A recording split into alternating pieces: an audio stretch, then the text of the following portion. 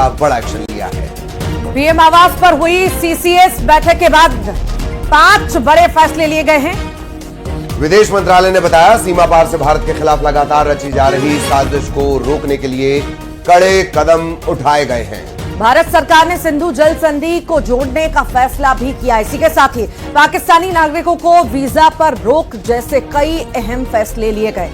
दोनों देशों के उच्चायोग में तैनात अधिकारियों की संख्या घटाई जाएगी। भारत में मौजूद पाकिस्तानी नागरिकों को 48 घंटे का अल्टीमेटम दिया गया है।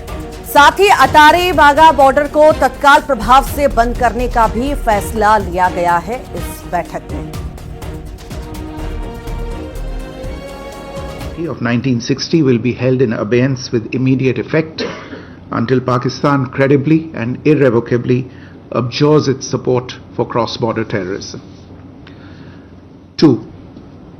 The integrated checkpost Atari will be closed with immediate effect. Those who have crossed over with valid endorsements may return through that route before 1 May 2025. 3. Pakistani nationals will not be permitted to travel to India under the SAARC visa exemption scheme visas.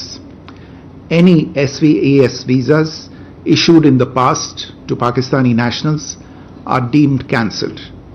Any Pakistani national currently in India under SVES visa has 48 hours to leave India. 4. The defense, military, naval and air advisors in the Pakistani High Commission in New Delhi are declared persona non grata.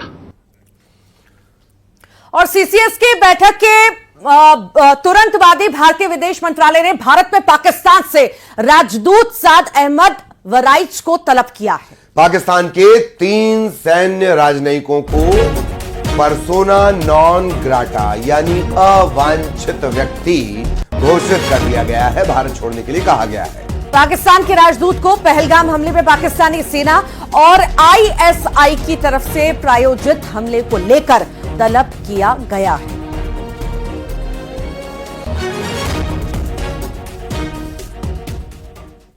और पहलगाम हमले के बाद पाकिस्तानी सरकार मानो घबरा गई है। पाकिस्तान के रक्षा मंत्री ख्वाजा आसिफ ने गीदड़ भभकी दी है। पाकिस्तान को भारत से सबसे ज्यादा डर एयर स्ट्राइक और सर्जिकल स्ट्राइक का सताने लगा है। पाकिस्तानी मीडिया से बात करते हुए ख्वाजा आसिफ ने रिएक्शन दिया है।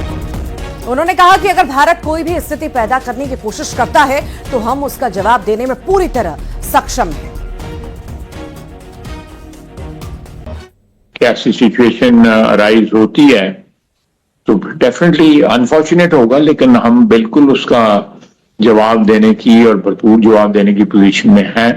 आपको याद होगा कि जब हमारी एयर स्पेस वायलेट की गई थी वे बैक आज से 4-5 साल कबल जो है, तो उसका जो जवाब हमने दिया था वो आज भी सबको याद है कि अभिनंदन के साथ क्या हुआ था।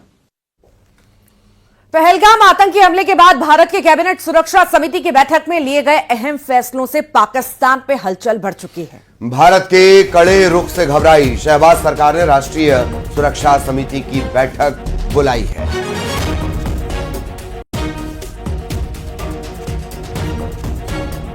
तो 5 बड़े फैसले लिए गए हैं कल सीसीएस की बैठक में, और उसके बाद कहीं ना कहीं अब जो है घबराहट पाकिस्तान में नजर आ रही है। इधर जम्मू कश्मीर के पहलगाम में जो हुआ वो सिर्फ एक आतंकी हमला नहीं था, सुनियोजित नरसंहार था। मजहब पूछकर गोलियां चलाई गई। एफआईआर में दर्ज है कि आतंकियों ने पहले हिंदू जोड़ों से धर्म पूछा, फिर सिर पर बंदूक रखी। जो हिंदू निकले उन्हें वहीं ढेर कर दिया गया। बच्चों के सामने मां बाप को मारा गया, कुछ को कलमा पढ़ने के लिए मजबूर किया गया। जो नहीं पढ़ पाए उन्हें मार दिया गया। कई लोगों को जबरन कपड़े उतरवाकर खतना देखा गया और बिना खतना वाले यानी हिंदू मारे गए। एफआईआर में लिखा है ये हमला एलओसी पार बैठे मास्टर्स के इशारे पर हुआ, यानी पाकिस्तान की पूरी प्लानिंग थी। आर्मी की वर्दी में आई ये आतंकवादी साफ संदेश दे गए हैं कि अब धार्मिक नरसंहार खुलेआम होगा। उधर जम्मू कश्मीर पुलिस ने आतंकियों की जानकारी देने वालों को 20 लाख रुपए का इनाम देने की घोषणा की है।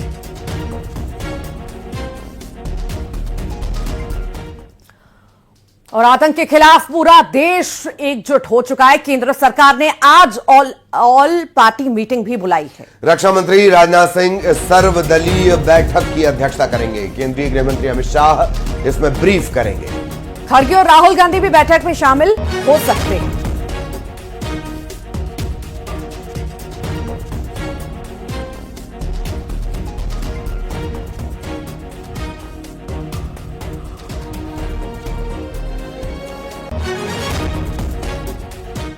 और पहलगाम आतंकी हमले में मारे गए सुशील के शव के साथ पत्नी जेनिफर और बेटे ऑस्टिन और बेटी आकांक्षा लौट आए हैं।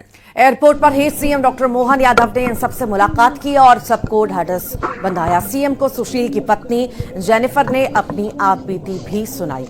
इस दौरान बेटी आकांक्षा के पैर पर प्लास्टर बंधा हुआ था। उन्होंने भी मीडिया से बात की और इस दौरान वो खुद को टेरर विक्टिम बताते हुए रो पड़ी।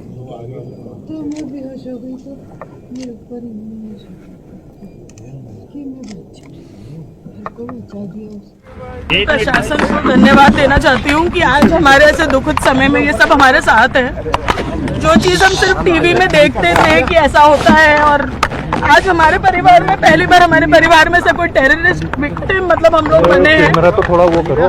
हमारे लिए ये सहन करना बहुत मुश्किल था। कल जब से हमें ये न्यूज मिली तब से हम कहाँ कॉन्टैक्ट नहीं कर रहे हैं। ऑडियो नहीं आया। और हमारे लिए बहुत मुश्किल है ये समय। हम सबके साथ मतलब मेरे मौसा जी हैं वो साथ में, और हमसे बहुत कनेक्टेड और बहुत ही अच्छे इंसान थे। वो बहुत स्पिरिचुअल थे साथ में, वो बहुत ज्यादा प्रोफेशनल एंड पर ही बहुत अच्छे थे। इधर पहलगाम आतंकी हमले में मारे गए रायपुर के कारोबारी दिनेश मिरानिया का शव भी रायपुर पहुंच गया है। दिनेश का शव दिल्ली से फ्लाइट से रायपुर लाया गया। एयरपोर्ट के बाहर गमगीन माहौल देखा गया। परिजन और जो लोग यहां पहुंचे वो रोते हुए नजर आए। दिनेश मिरानिया को जिस दिन गोली मारी गई उसी दिन उनकी शादी की सालगिरह थी। जो परिवार के साथ पहलगाम में शादी की सालगिरह मना रहे थे, तभी आतंकियों ने गोलियों से उन्हें ढूंढ डाला।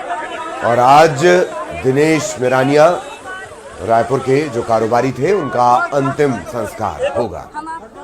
बस इतने में सभी जूम करके रखो, सबको मिलेगा। सबसे पहले देखिए कि यहाँ की लगातार जो है लोग आक्रोशित हैं राजधानी रायपुर में जो है। हरदा, जबलपुर और मंडला में पहलगाम में हुई आतंकी घटना का विरोध किया गया। आतंकी हमले के विरोध में हिंदू समाज ने पाकिस्तान का पुतला फूंका, जुलूस निकाला, घंटा घर में शोक सभा की।